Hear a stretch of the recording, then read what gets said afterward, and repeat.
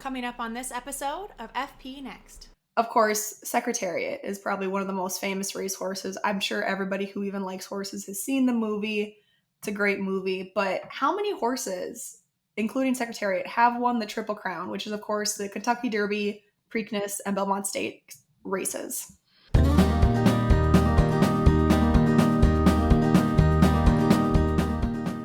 Hello, everyone, and welcome to this Farm Files episode of FP Next, powered by John Deere. I'm one of your co-hosts for this farmer and rancher-driven podcast, Sarah McNaughton-Peterson, and I'm here with Curt Arns. Hi, Sarah. Yes, we're powered by John Deere, so for all of your equipment and technology needs, see your local Deere dealer. So, Sarah, we've been talking about water a little bit. So, what has the weather and water been like up in North Dakota?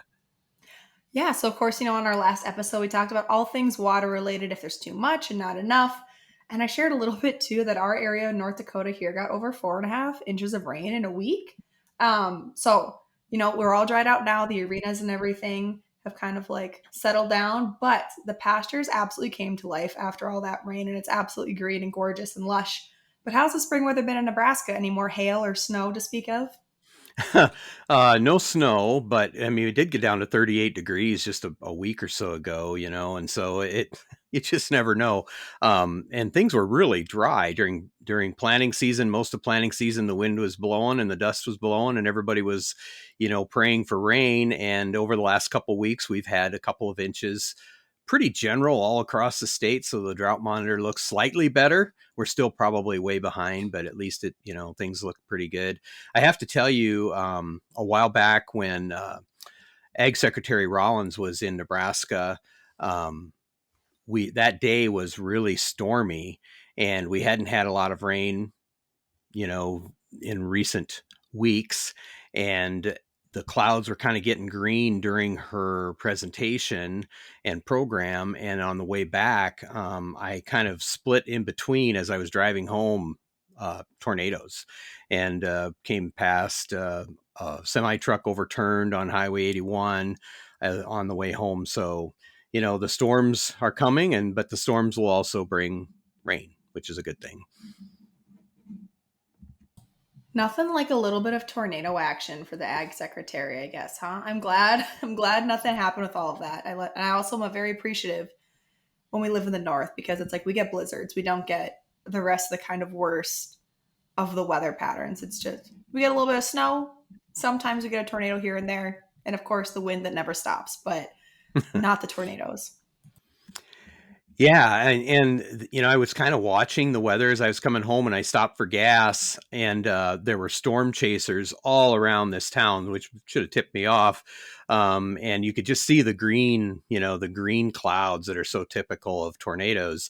And so I stayed in town there, where I filled up with gas for about 25 minutes, and then as I turned back north, the storm had already passed over the highway where I had to go to get home.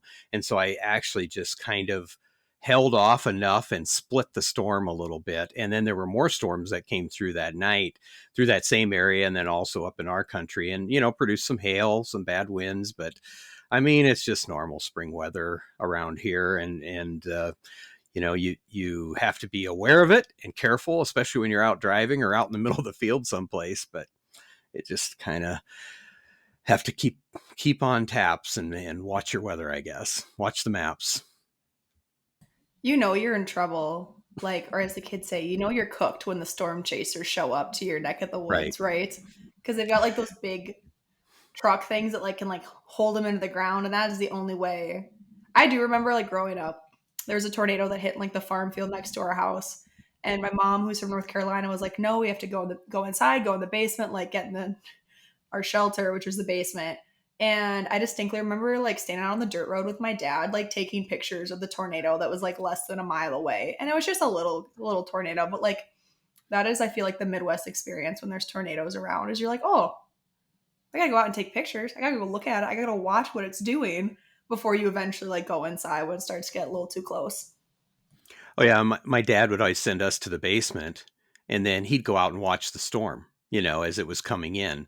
And that just freaked my mom out all the time. But, I'm the same way. I mean, if it's coming, you got to watch it, and you can see it. and occasionally that backfires and you get caught out in it. But if you're close to home, it's not so bad. It's just when you're out in the middle of the field someplace. And in my day, it was without a cab on the tractor sometimes, so that wasn't so good. Oh, the cabless tractor days. I personally, of course, never experienced that, but I always love when you talk about the cabless tractors and all the things. You're talking about the tractor radio. We were visiting with Max Armstrong, but now the tornadoes Mm-hmm. is a little bit of a different cabless tractor adventure. Yeah, I don't want to, make too much of this, but my dad actually got stuck in a tornado out on a cabless tractor, and he hid underneath the tractor and hung onto the wheel while the storm passed just right next to him. And so, he could have lost his life pretty easily there, and he didn't. And so we were pretty thankful for that. But he was always, really watchful of the weather because of that instance, and I still remember this, and kind of keeps me on track too when those tornadoes come rolling through. But that isn't really what we're here to talk about today, because we're going to horse around a little bit and talk a little bit about one of our favorite topics. And I think this is something we kind of allude to in a lot of different episodes of our podcast, and we're just going to get it out of our system today, right? Absolutely. Like we've been talking about horses all the time. Whether even no matter what the topic is, I feel like we always manage to talk about horses or the pasture or the arena, like in some sort. Yep. But first off, Curt, we've got a pretty exciting announcement that I think we want to share right off the bat here. And so, in case everybody has missed our lovely voices, just listening to us every other week, we're super excited to announce our From the Field video series that will be coming every other Tuesday, which will feature farmers from across the country who are going to share their latest crop conditions, market updates in their area, and give us insight directly from their farm. So you actually get to hear us every week, at least through the growing season. Yeah, those episodes will be just a little bit shorter. We're going to kind of stick to the crops, and but the good thing about that is we're going to cover a lot of geography across the US with those episodes. We're also going to cover a lot of different crops, which is really neat. And starting out, with some spring wheat guys in North Dakota, and work our way around the country. So I think farmers who have all different types of crops out in the field are going to enjoy these, from the field type reports throughout the growing season. Absolutely. We're going to talk about, like you mentioned, spring wheat. Of course, we're going to talk about corn, soybeans. We're going to talk about sugar beets, sunflowers, and some of those specialty crops from down in the South, maybe even some cotton. And I think we're going to reach out into California for a couple real specialty crops out in that area too. So we're super excited for this. So be on the lookout for that. Next Tuesday, June 10th, is when that first episode's going to drop. But now that we got that out of the way, we can just get down to horsing around, right, Curt? Yeah, it's one of those topics that we talk about all the time. And, Sarah and I are both, as you've probably guessed over the last year or so, that we both love horses very much. Sarah is probably more active in the horse world than I am, because she has a stable of horses with her husband, and they get out every weekend and sometimes during the week for roping events. And in fact, you have one today, right? So I'm just someone who grew up with horses as a kid, have had horses over the years on our place, love riding horses, have used them, chasing cattle and sorting calves, and, on the farm over the years. And I think we both have our fair share of interesting horse stories. And I think we're also going to talk a little bit about the history of horses and farming, which is kind of my thing. I really enjoy that. And maybe quiz each other and see our aptitude on horse knowledge is, right? Absolutely. So yeah, I know I never actually owned horses until I was a full adult, but I leased horses from a close friend, probably from the time I was about 14 all the way through my undergrad program at NDSU, which of course I did study equine science while I was there. So I was super, super excited to like bring my horses to school with me, right? And so that was a cool thing I got to do at NDSU. And they of course had like the rodeo team, and I just did like the play day barrel races. So I did not participate in any of that, but I've always loved being around horses. And yeah, now my husband and I have five, I believe, between us. And so my brother and sister-in-law own a roping production company. So yes, after we record this episode, I will be on strip and shoot duty, which is taking the ropes off after team roping runs. And so as soon as the summer hits and as soon as the snow is gone, you know, we're pretty much outside roping every chance we get. And if we're not roping, we're riding, or as you know, Curt, horses manage to get themselves into the weirdest situations. So there's always something exciting going on. I think we have about 12 horses out at our family's place. So there's no shortage of chaos that can ensue with all of that. I love hearing your stories because I'm horseless right now. And so before you all send me your horses for sale, uh, it's by choice right now because we've got kids in college and too many bills. So I'm going to wait until we clear out of that a little bit more before we pick up some more horses on our place. But I have to tell you about a horse that we had when I was young in high school. As an Appaloosa named Jack, and he was a 7-year-old gelding. But anyway, when we bought it from a neighbor, we have a lot of creeks, right, that we ran cattle on, and pretty steep banks. And I remember my dad asking if this horse Jack would be able to, go through water, was afraid of water, afraid of creeks. And I remember the neighbor said, because I was along with Dad when we got him, and the neighbor said, he says, he will go anywhere as long as you can stay in the saddle. And that was absolutely true. We tested that almost every day during the summer, sometimes going up and down out of Bow Creek, sorting cows off or running a cow that got out back in with Jack. And over time, I was the only one who would ride him because he was one of those horses where, like, if you had a kid, someone who was lighter in weight on his back, he would be pretty gentle. But as soon as you got an adult on his back, he was ready to go. Right. And he hated cows. I mean, if a cow was going the wrong direction, it just made him mad. And that was quite literally, you just had to hang on up and down the creek banks, and he just it didn't make any difference. He was on it. He was a great cutting horse. And that was, I've never seen a horse on his back legs so good, where he could just move with you with the reins and just did such a great job.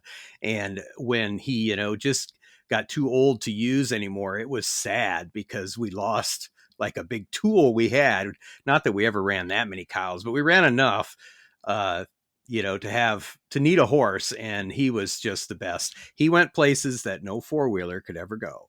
And that was why we kept him around. He was just one of the great cow horses I've ever been on. And it's kind of hard after you've had a horse like that. It's kind of hard to find another one like it. That's for sure.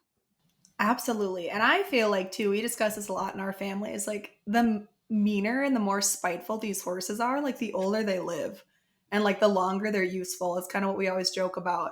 I know the horse I roped on last summer was actually my husband's high school calf horse that he went to like high school rodeo finals on, or national finals. But that horse was 25 and I team roped on him, and he took it like a champ, and he was fantastic.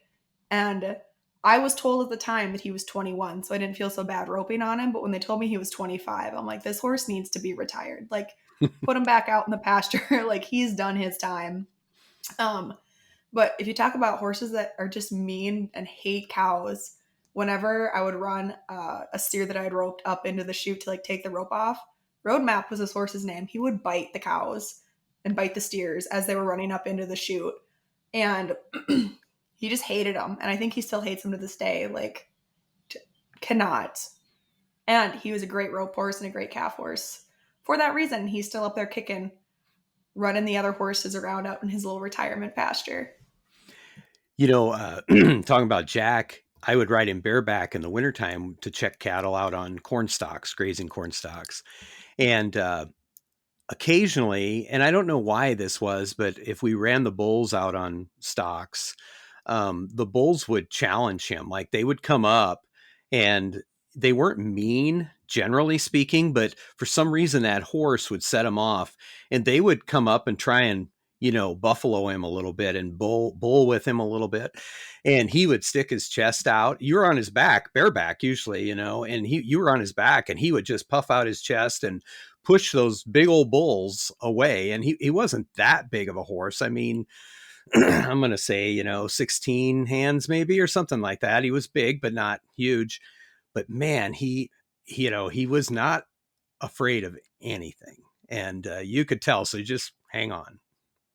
I wish we had horses like that. I know last night I was actually out riding. My husband and I say we like share this horse, but it's actually like my husband Cole's horse. His name is Patches. He is a black and white paint. He's our only paint. We have all quarter horses and then Patches. And Patches is also the only horse that has sent my husband to the ER Ugh. because when he starts to bucking, he's got a lot of power in him. But he's just the sweetest horse. He's just a golden retriever. But you know, if the saddle slips back or you spur him in the wrong spot, like I did last night and made him start bucking, um, you know, he just really gets after it. But he is so scared of everything. He's very spooky, very watchy, which of course, like you want your cow horses and your rope horses to be watchy so they can see what's going on. But he got scared about a rock and I almost went off of him because he like shot all four legs out and it was a rock he's walked past like every day of his life basically. And it's just like, what are we doing? You know, like horses, of course, they're that like that fight or flight response. Horses are flight animals, they're prey animals. That's how they're biologically driven. And let me tell you, that was one scary rock to Patches. Isn't that funny? We were on a trail ride at Fort Robinson State Park in the northern panhandle of Nebraska with the kids. This has been a few years ago. If you ever get a chance, Fort Robinson is a great trail ride spot. A lot of history around there, and they take you up into the pastures on the trail ride, which is really nice. But I remember my son Ben was on a horse, and for some reason, that horse, there was a spot in the trail that they followed that he would not go straight with the trail and follow the other horses. He had to step out and had his own little trail. And they warned us about this, but he just did. He took off and like for like 20 feet, he made his own trail and then he would come back down into the regular trail with the other horses on the trail ride. It was the strangest thing. Why at that spot, there was nothing unusual about that particular place, you know, in the trail. There wasn't like a rock or, you know, anything, a stick or a tree growing there, nothing that you would think. But for that spot, he always went out. They said, at least that's what the wranglers told us, always went out of the trail and back in at this certain spot. He followed his own little path. So, you know, horses all have personalities, their own personalities for sure. Absolutely, you know, and I think that even just in the 5 for that Cole and I have, you know, my head horse Marvin, he's 21 and he is the grouchiest, crankiest creature I've ever been around. And he will just come up and like bite at other horses over the fence. Like he's just old and cranky. That's the only way I can think about it. But I bought him to learn how to team rope on because I didn't start team roping until I was 25. And I wanted to buy an older, been there, done that, super finished horse. And that was Marvin for me. And he's been fantastic. And, you know, he's on like supplements. He's, of course, got some maintenance as he's getting older. But riding and roping on Marvin to then switching over to Roadmap, who is even older and even crankier. And then now like switching over to Patches, who's just a big black and white golden retriever, but who's a little spooky. Like, I think it's super interesting. Like, the more horses you're around, the more you can see like, oh, like, don't get too close to this one, like they hate people, or this one doesn't like dogs, or this one will like try to snuggle with the barn cat, which we have one of those too, who will just like, the cat will like try to come up and sit with, like, so there's all kinds of little personalities and things, the more horses. And it's really interesting too to see like the herd dynamic when like we have like 12 horses at our place and a couple of them are penned off separately, so we've got a couple different personality pens, we like to call them. But and we also have all geldings except for 2 mares that just got added to the herd this year. So I know I am a gelding person for sure. But Curt, you guys have had a lot of mares and you might lean more towards the mare side, don't you?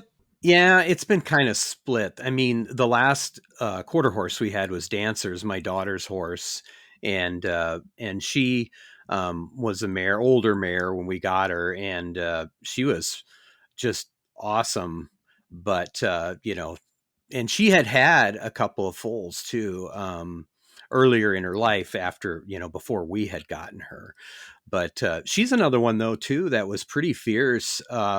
We had a calf get out of the fence, on the wrong side of the fence one fall, and I had her grazing in a pasture next to, where the calf should have been, where the cattle were, and nobody was riding her. She was just out grazing, and she came in, and I was trying to chase this calf. She must have seen that I was trying to chase the calf back in, and it's odd. No one was on her back, but she came in and actually helped me head off this calf and push it back through the fence to the cows. It was the strangest thing, but man, she had a head of steam. She was coming galloping down this big hill when she saw I was chasing this calf, and it just shows the instinct of a good cow horse is just phenomenal. And it's if you see it, you know it. And it's kind of too rare probably. And I'm not sure how much you can train them to do this, but it was in her blood, obviously, because she was so good at it, even when someone wasn't in the saddle. Oh, absolutely. It's like those horses, it's like you talk about how they're bred and like their pedigree matters so much to a lot of these horses because it's like those traits. You can't train those into those horses. Like if they're bred for speed, if they're bred for cattle. Um, I'm not the biggest, I don't have the biggest knowledge base of like the pedigrees and stuff, like a lot of other people, like my brother and sister-in-law. Do they know their bloodlines? Like whether it's a Blackburn horse or any of those Dash to Fame, like any of those kind of horses, like they know them. I bought my horse without even looking at his papers, so I just wanted something safe I could rope on. But when you're talking about those personalities, it really is something. And I think one of the other big things about horses that I think is an interesting thing is the price point of how a lot of these horses have gone. It's not a cheap thing to get into, and it's always, I don't know if you've ever heard this joke, but like the best way to become a millionaire with horses is to start with 2 million. It's an expensive hobby, but what would you say the most expensive horse, according to Google, has sold for on record? And it's not a quarter The, horse, just as a spoiler alert. Most expensive oh my horse. gosh. Oh my gosh. I don't know. I mean, because you've got, good reining horses that'll bring just hundreds of thousands and more. Oh, it's got to be 10 million. I have no idea. I really don't. I'm just spitballing. But according to Google, the most expensive horse ever sold was, I think it said Fuchsia Pegasus, who sold for $70 million in 2000. And he was a thoroughbred racehorse who won the Kentucky Derby in 2000. And then he was sold out in Ireland somewhere. And he died at the age of 26. But, we're Wow. talking about those racehorses, and there is some big, big money in that business. And those are some impressive athlete animals. Yeah, we wanted to talk a little bit about the racehorse industry because I think even in our own states here, that's kind of expanded. Nebraska passed a law a little bit ago that any casino that was built in the state had to have a racetrack, a horse racetrack attached to it.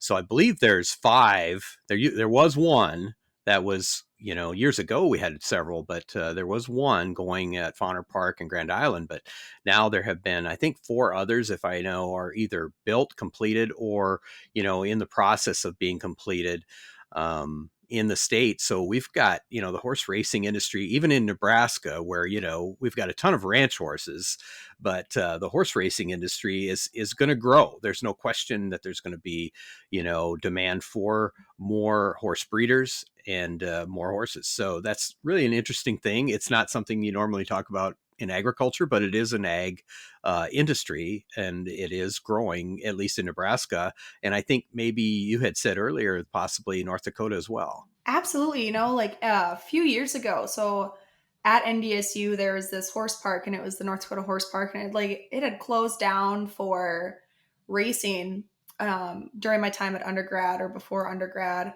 The history is a little fuzzy, but it's recently reopened. And there is a lot of popularity for the North Dakota Horse Park to have races. And you know what else I think is super interesting is there is a lot of people who just own racehorses, and they really don't ride them or have a whole lot to do with them. But I know I was at a dairy farm out by Wishick, North Dakota, and I was super excited to visit with them because not only did they have a dairy farm, this farmer's daughter trains, breeds, and shows Doberman pinschers, and the farmer raises and owns racehorses across North Dakota, Nebraska, and Minnesota. And so up in his farm office, he had all of these trophies and all this history about all of his horses. And so I know he talked a lot about one of his first horses that he had in 1981, who was one of like his big title winners, and his name was Hubcap. And that was like so cool to, of course, not even talk about dairy cows, but also, like we said, we love talking about horses. But keeping with the racehorse trend, Curt, of course, Secretariat is probably one of the most famous racehorses. I'm sure everybody who even likes horses has seen the movie. It's a great movie. But how many horses, including Secretariat, have won the Triple Crown, which is, of course, the Kentucky Derby, Preakness, and Belmont State races? Well, it can't be very many. And I'm just going to guess I'm going to say an even dozen. How about 12? Maybe it might be higher than that, or I don't know. I think you're right about on the money. It's 13. And so, of course, Secretariat won in the 70s, but I know you follow the horse racing, Curt. So who was the most recent winner? Do you think you know of the Triple Crown? Of the Triple Crown, no. Who was it? It was Justify in 2018. And then, of course, before him was American Pharoah in 2015, another famous racehorse. But then the most recent one before American Pharoah in 2015 was affirmed in 1978. So there's quite a big jump of how many horses have won the Triple Crown in recent years. And of course, the first horse to win the Triple Crown was Sir Barton in 1919, and then a couple in the 30s, some in the 40s, and then another big jump from Citation in 1948 to Secretariat in 1973, and then affirmed in 78, and then all the way to 2015. And so I think it's just super interesting, what these animal athletes can do. And that is an insane type of athleticism that I could never hope for, out of our rope horses. Well, and if you watched like the Kentucky Derby this year, you think about how the weather kind of plays into the actual race. And so, there has to be a certain amount of athleticism and preparation and training and all of that. And then a little bit of luck, especially on the Triple Crown, because the Derby was just sopping wet. I mean, it was so muddy. And, but I guess all the horses are on the same playing field. And so they all have to run in those same conditions. But obviously, that has to play into it too. But I was thinking that the last Triple Crown winner maybe was longer ago than that, but that is fairly recent. So, but it is what a feat. Only 13 in all those years it's pretty amazing. I know, Curt, another thing is it's usually like those geldings or those studs that are running those thoroughbreds in the Kentucky Derby itself. But a really cool thing that I actually found out on TikTok this year, naturally, is the Kentucky Oaks race, which is held at Churchill Downs the day before the Kentucky Derby.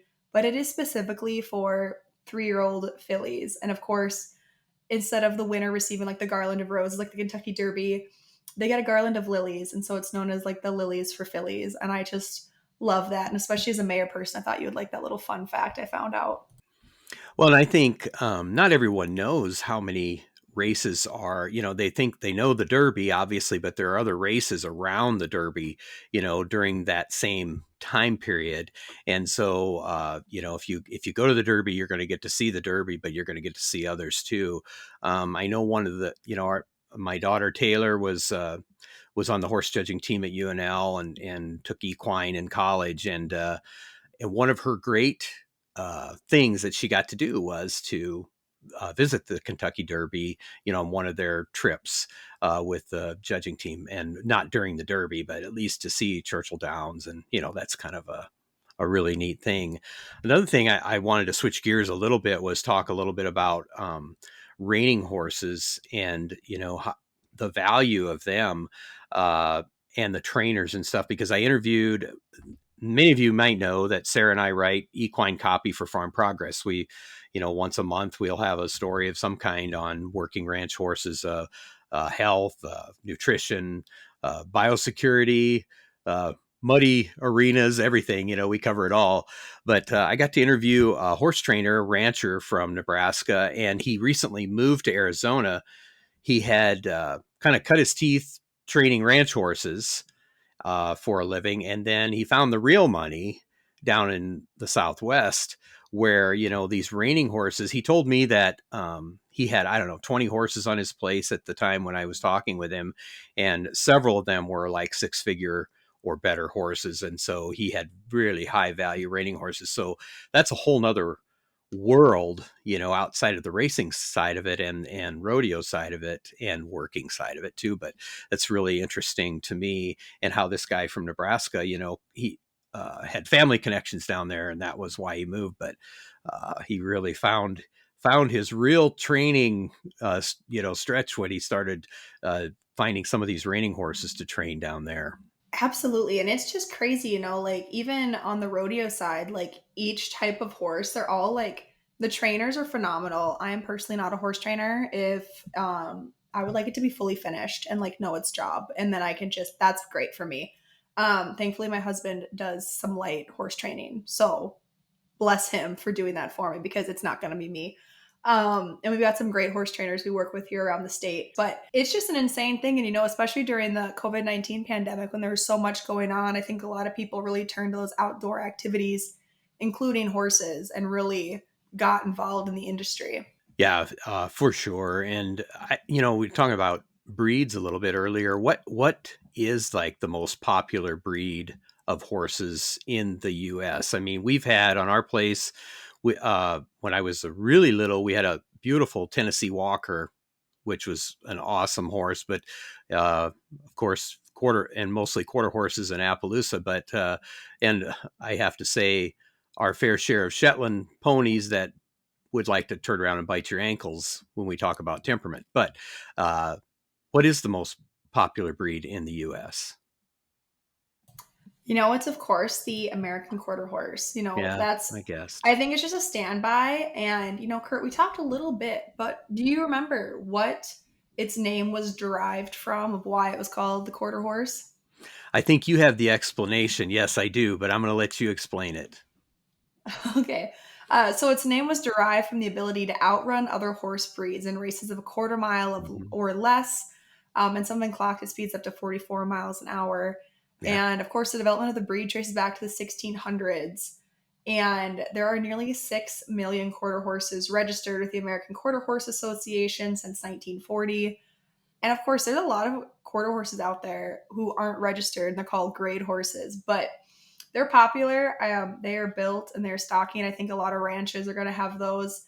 But a couple of the other top horse breeds in the U.S., of course, are the Appaloosas, paint horses, which we've got one of those, thoroughbreds, and of course the Mustangs. I don't know, Curt, if you've ever been up to the Medora area, but we've got our own herd of wild horses up in Theodore Roosevelt National Park. And so that's a big attraction, and it's super cool. Like, drive through the park and you can see like the bison, and then out one window, and then out the other window you see all these wild horses. And so they're really just, I just love horses, Curt. Obviously you do too, as we were sitting here chatting about it for such a long time. But Yeah. they're really just cool animals to be around.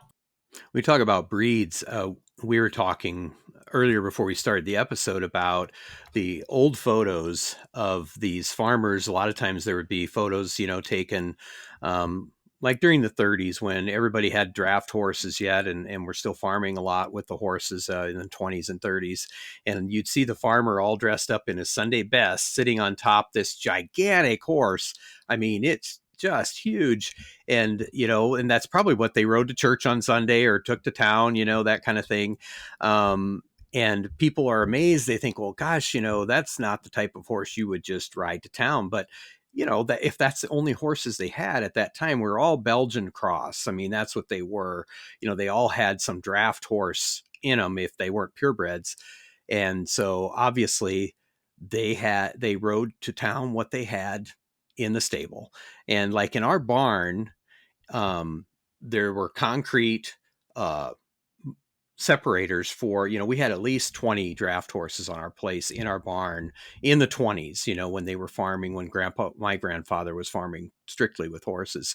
And you can still see those stalls today in our barn. But that, you realize how big those horses were to do, the work of plowing and raking and cultivating and planting and all the different operations that they did. They did everything before the tractor came along.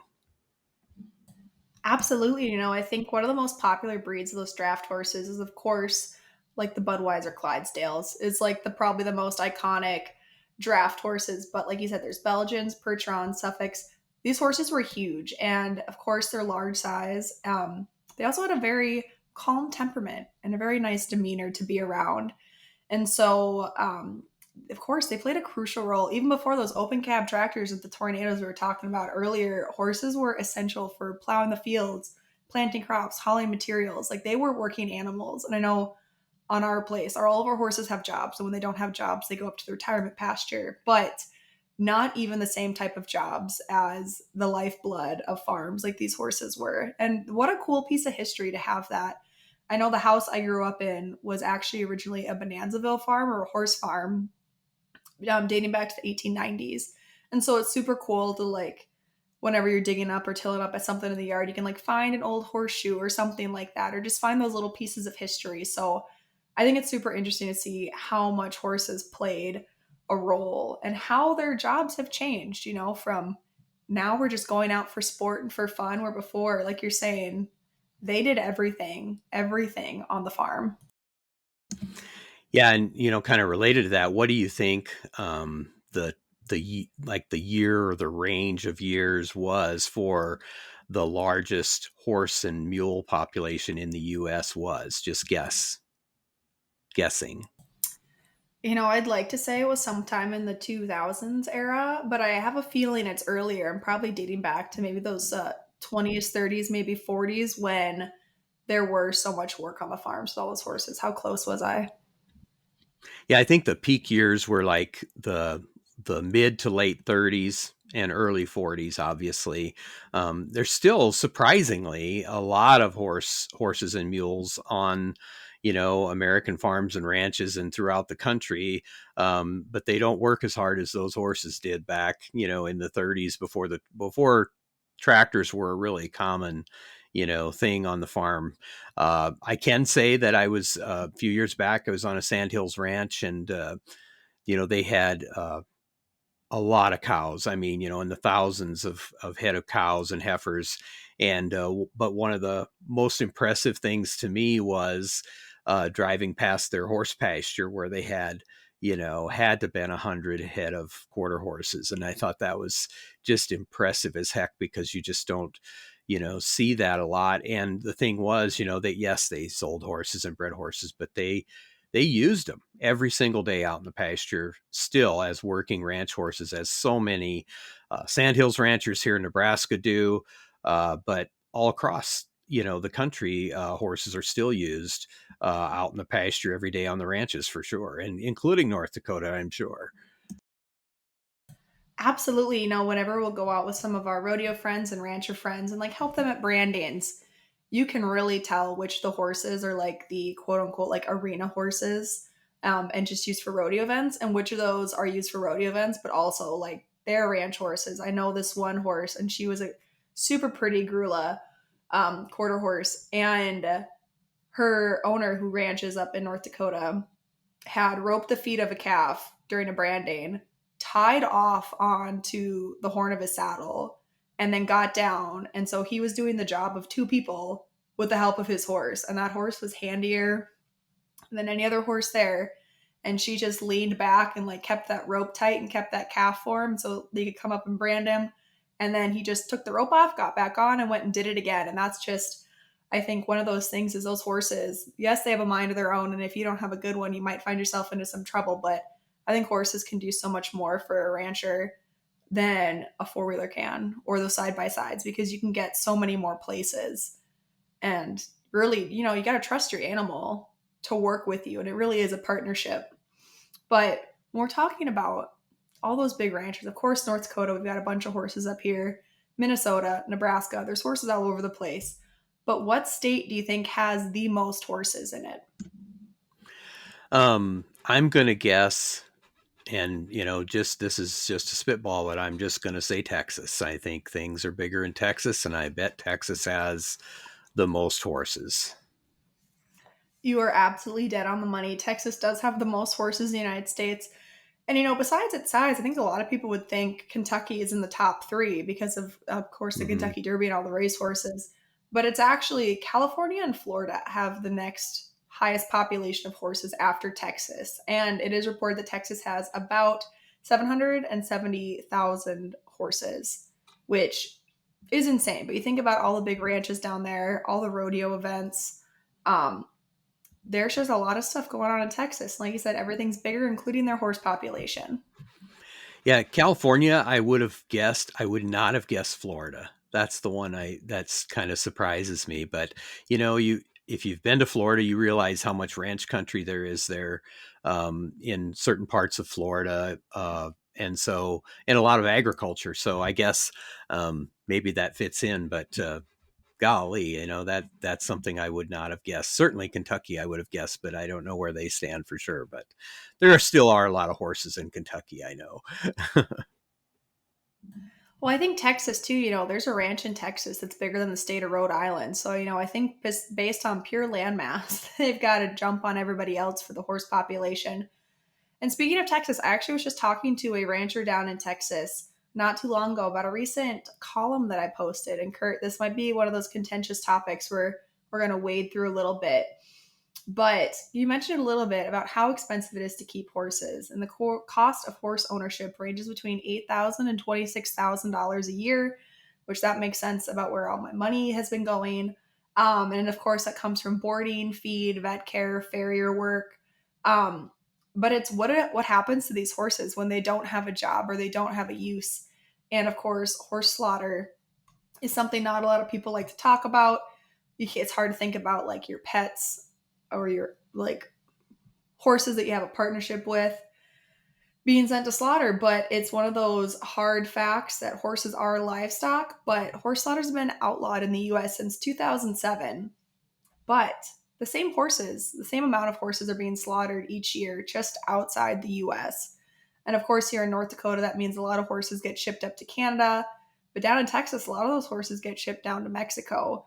And so the 20-year high of horses being slaughtered was in 2012, where 166,000 horses were sent off to slaughter. And I know you were mentioning something about that in Nebraska, right? Years ago, yeah, there was, legislation in the state government, to bring back horse slaughter processing to the state. And I know it's a tough topic, but what we have to realize is that when these horses get retired, you look at some of the animal welfare cases that are out there. A lot of times they do include horses that people can't afford to maintain, older horses that they're going to die a bad death, and when they get unhealthy, when they lose their condition, when they just can't handle the pasture anymore, and it's a very difficult decision to have to put a horse down with the veterinarian and all that, and especially when they're so loved by the family. But if we had horse slaughter, I think in the US there's a case to be made that it actually would improve the humaneness of owning horses. And I think it would help horse owners have an outlet to go when these horses are starting to lose condition and their quality of life is bad at the end. And nobody who loves horses, including myself, wants that. You don't want the horses that you love so much or work with on the farm and ranch, you don't want them to suffer in any way. Absolutely. And of course, whether they're sick and they're elderly, or some horses are just plain dangerous. I know I've seen plenty of those that's just there's no amount of training that's going to help that animal. It's a danger to people. But a lot of times those horses end up being put in a Facebook ad. They get bounced around in new homes. Like cattle, sheep, and hogs who are raised for meat production, they get humane treatment all the way in their journey to feed consumers. And I feel like horses, like we love them so much, but they deserve the same right. And if they end up in a kill pen and get shipped off to foreign countries, there's no USDA oversight and regulation that's happening in those other countries and really protecting the welfare of the animals. And of course, I will never knowingly eat horse meat. Absolutely not. Just couldn't do it. I can eat a lot of weird stuff. That's not one of them. But the fact of the matter is a lot of Asian and European countries, they depend on the protein from horses, and whether it's pet food or what have you. I remember even when I was growing up and playing cello, like my bow was strung with horsehair from the tails of horses, and that has to come from somewhere. And I think just even kind of like cattle, when horses are slaughtered as livestock, there's a lot of not just meat, there's a lot of other things that come out of it. I mean, we've got a horsehair blanket sitting around here somewhere. Um, and just like a cowhide, looks just like a cowhide. So I think it's one of those things that's, yes, it's absolutely a hot topic. And I don't ever want to be in a place where I have to send any of my horses to slaughter. But it's still, especially then, it gives kind of an outlet, because even say you have one of those dangerous horses and your options are to like sell it to somebody else to try to deal with, or putting it down, you lose all the money you invested in that animal. Where if they're sent to slaughter or sent to be processed, you at least get something back from the animal. And culling is a huge thing in a lot of different herds, where they'll ship them to the sale barn, like those cows that try to get you down when they're calving, like those dangerous animals, like they get culled. And I think we should just, horses deserve the same right to be treated humanely throughout their life, and not just have to wither away and die in a pasture if they're older, or really seriously hurt somebody if they're a dangerous animal. Yeah, and you wrote a really good story about this recently in Dakota Farmer. Yeah, it's kind of the case in my mind that we love horses to death almost, where we love them so much that we think we're doing the right thing for them, but having, at least considering, horse processing in the U.S. would probably ease some of the humaneness issues that we have with horses, and like you say, even with the something that's dangerous for other people, you just can't have that, and you don't want injuries or even worse from something like that. So it's just a hard topic to talk about, I think, but I think there certainly are arguments to be made, that as you talked about in your article. Absolutely. Like that article, and we'll link some of our latest, we call them our little equine extra pieces, are going to be linked in there. I know we just did one talking about biosecurity, as it's rodeo season, it's traveling season, it's show season, of really keeping those infectious diseases away from your own herd and protecting your own herd. And I know there's another one you just did about getting your ranch horses up out of the mud, which is something we just dealt with all this rain. And there's a lot of health things that we cover. And of course, Curt, we just like writing about horses, and we have a good time, and it's easy enough for any of us to go out, and you've got a big backlog of horse pictures, and I've got a barn full of models, and they are always in Dakota Farmer. So if you're really interested, you can see pictures of all of these horses all through our equine columns, because they got to pose for something. They got to be used for something for work. So I always am taking pictures of them. Yeah, if you need a good equine photo, Sarah probably has one of the largest archives I've seen of them, and they're all really good. And you have kind of models every week at these roping events that you're attending and working and roping at. So I think you've got pretty good subject matter there, and they're just fantastic. Yeah, talking about the mud. The other thing that is kind of a common issue, and we've dealt with it on our own horses, is laminitis, not just overdoing it with the grain, but out in the pasture. And that's one that I wrote about and have some personal experience with one of our horses, and it's just a pretty common thing, and just takes some management to fix. But once it happens, then you're dealing with that with the farrier for a long time, and also on the nutrition side. So there's things that we bring things that we've learned over the years to these columns when we write them every month. Absolutely. We always catch those experts too, but talking about experts, good old Marvin, my head horse, he has ring bone actually. And let me tell you, the person I talk to the most about his soundness issues is our farrier. God bless him, because we have tried all kinds of shoes. He's had wedges, he's had pads, he's had name a type of shoe. This horse has tried them. And I finally got him on a good wedge pad combo. And that farrier does such a great job, and they go through so much training. And of course, no hoof, no horse is always something we always learned in undergrad in these equine classes. And even when horses do founder or anything, I think it's really important that when you work with your veterinarians and your farriers and your horse experts, you can get a lot usable long life out of them for a long time. Horses are, yes, they're flighty, they're scared of rocks, but they're super resilient and they can just keep trucking for a long time. Yeah, our farrier who we used for quite some time, pretty young guy, and he, I just have my hats off and respect the people who are in that industry and do that work, because it's hard work, physically hard work, especially, when they're doing a lot of them do so many horses in a day.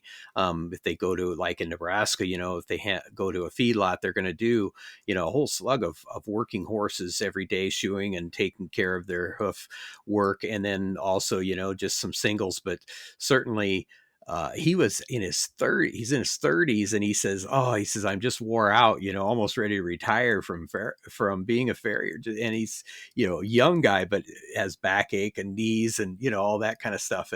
And that just tells you, how physically demanding being a farrier is. But we need more farriers. I mean, they're just, I don't know about you, Sarah, but around here, it's pretty far between, I guess, to find a really good farrier.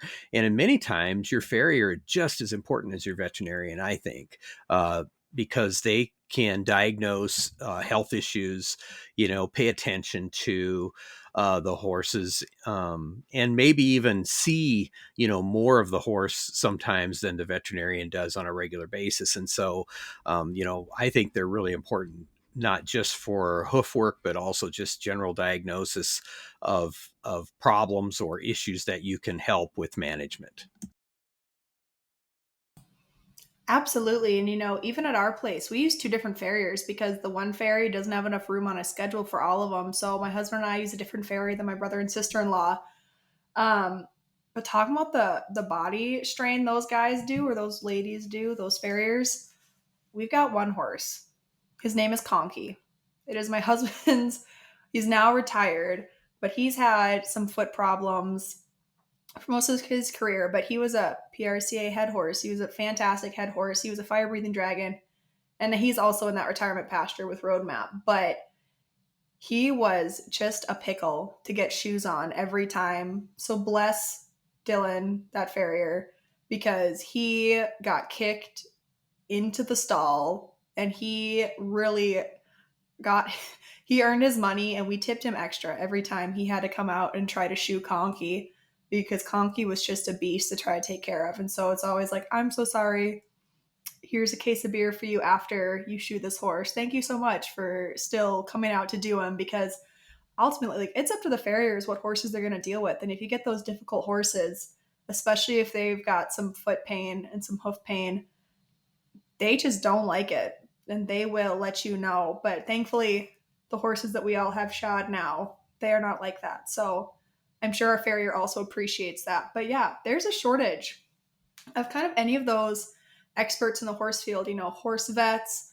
horse chiropractors. I don't know if you guys ever have chiropractors out when you guys had horses, but we have a chiropractor come out twice in the summer for our equine athletes, we call them, our horses, since they're doing so much for us. And like the farriers, there is not enough of them out there for all those horses.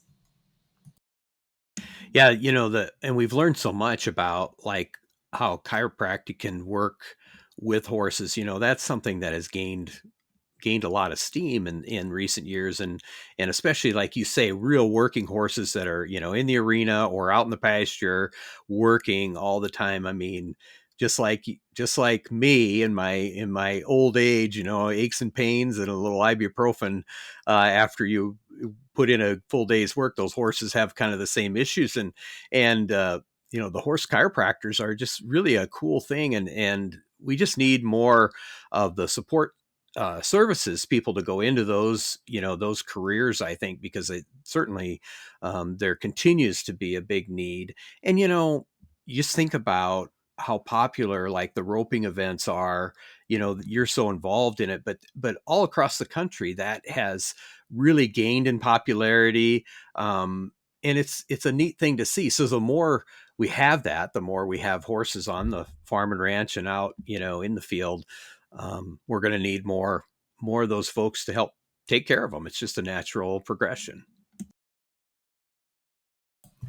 Absolutely. And Curt, we're coming up on an hour here, and I know we could talk about horses for another hour and maybe even another couple hours, but I think we should wrap it up there for this Farm Files episode of FP Next, powered by John Deere. And like we said, those links and some of the topics we talked about in today's episode will be in the episode description below. And to our listeners, we want to thank you for tuning into this episode of FP Next, allowing us into your tractor cab, in your saddle, on your truck, on your farm, in your shop, and in your fields. A special thank you goes out to our sales, digital, production, and marketing team members who put in a lot of work with us. And if you want to be sure not to miss any top stories, sign up for our Farm Progress Text Blasts, which bring the hot stories right to your inbox. You can sign up for those text alerts by texting FARM, FARM, to 20505. Be sure to follow Farm Progress on social media to stay up to date with ag news and more, and check out the digital edition of your regional publication at farmprogress.com.